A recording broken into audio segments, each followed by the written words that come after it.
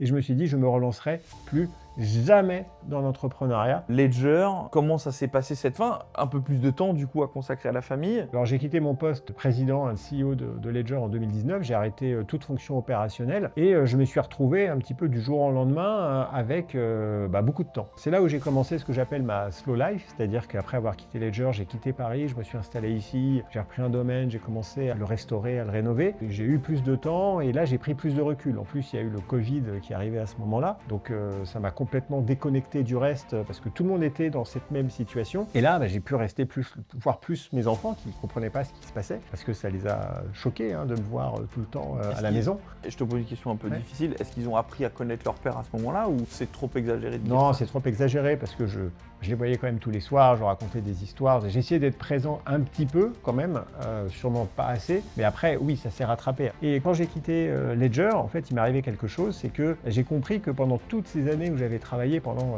20 ans, en fait, j'avais accumulé une charge mentale négative, vraiment beaucoup de difficultés dans mon corps parce que je travaillais tout le temps. Et quand j'ai arrêté, j'étais opéré du cœur, enfin, j'ai eu quelques problèmes de santé extrêmement graves, mais étaient quand même sérieux, et qui provenaient du fait que j'avais trop tiré sur la corde. Donc là, je me suis dit, ok, je vais calmer un petit peu le jeu, et je vais passer plusieurs années à faire autre chose, à investir, à redonner un petit peu à l'entrepreneuriat en faisant du coaching, etc.